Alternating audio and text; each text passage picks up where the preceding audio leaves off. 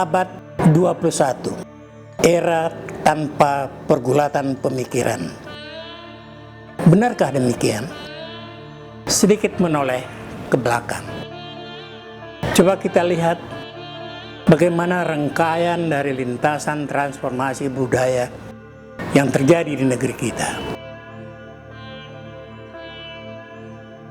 Kaum intelektual dan orang-orang terpelajar pada tahun 20-an menghasilkan Sumpah Pemuda, puisi sakti yang mempersatukan kita sampai zaman ini.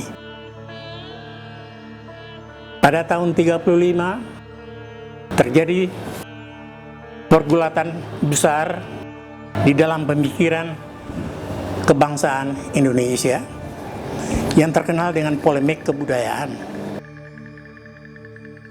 Dan setelah polemik kebudayaan, pada awal kemerdekaan, kita juga dihadiahi sebuah hasil pergumulan pemikiran kebudayaan yang kita kenal dengan Surat Kepercayaan Gelanggang. Dan yang terakhir, pada tahun 63, putra-putra terbaik di Indonesia juga sudah memproklamasikan sebuah dokumen penting di dalam pemikiran politik kebudayaan di Indonesia, yaitu Manifest Kebudayaan. Tetapi semuanya bagaikan berhenti di situ saja. Pertanyaannya sekarang, setelah era transformasi budaya yang begitu cemerlang dengan pencapaian-pencapaian Sumpah Pemuda sampai Manifest Kebudayaan, pertanyaan sekarang adalah, apakah yang dicapai oleh generasi abad ke-21 ini?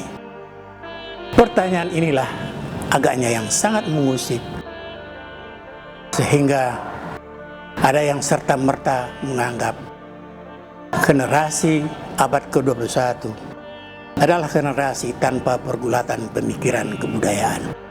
Lebih jelek lagi, ada yang menuduhnya bahwa generasi ini adalah generasi yang menikmati, generasi para hedonis dan generasi para konsumerisme. Tapi saya pikir itu tidak benar, tidak sepenuhnya benar. Sebab kalau kita melihat di dalam khasanah penciptaan, di mana kecerdasan dan kreativitas mendapatkan tempatnya, kita masih melihat individu-individu dari generasi ini yang merasakan bahwa mereka tetap punya beban sejarahnya sendiri, dan mereka menjawabnya dengan karya-karya sendiri. Generasi ini melahirkan novel-novel yang bagus, drama yang menarik, cerita pendek yang mengejutkan, musik yang menakjubkan juga, dan banyak karya-karya mereka dalam bentuk isei-isei yang nampaknya juga cukup tangkas dan cerdas. Walaupun mereka tidak melahirkan sebuah manifest kebudayaan, walaupun mereka tidak melahirkan sebuah surat kepercayaan gelanggang, tetapi mereka tetap menyuarakan zamannya sendiri.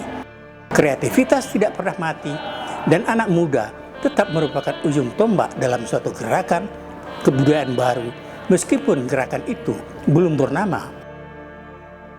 Dan di sisi gerakan-gerakan sedemikian, muncul titik-titik cerah yang mencoba mengartikulasikan gerakan anak-anak muda itu, misalnya melalui ideologi kebudayaan yang diperdagangkan oleh Denny Y.A, Indonesia Tanpa Diskriminasi. Respon tentang ini juga luar biasa. Bila Sumpah Pemuda, polemik kebudayaan, Surat Kepercayaan Gelanggang, Manifest Kebudayaan, semuanya itu adalah produk dari suatu kelompok manusia, orang-orang terpelajar, sehingga itu merupakan suatu produk dari suatu kolektivitas. Maka berbeda dengan semuanya itu, Indonesia Tanpa Diskriminasi, yang adalah sebuah ideologi kebudayaan, merupakan hasil dari pergumulan seorang intelektual, jadi bersifat individual, bukan kolektif. Saudara Denny Y.A.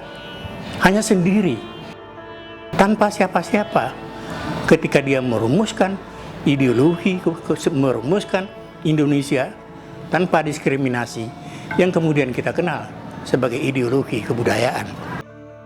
Jadi kita harus sabar menunggu. Meskipun tidak ada surat kepercayaan gelanggang, tidak ada manifest kebudayaan, tetapi banyak sekali tanda-tanda bahwa awal satu pencerahan zaman kebudayaan kita sedang berlangsung.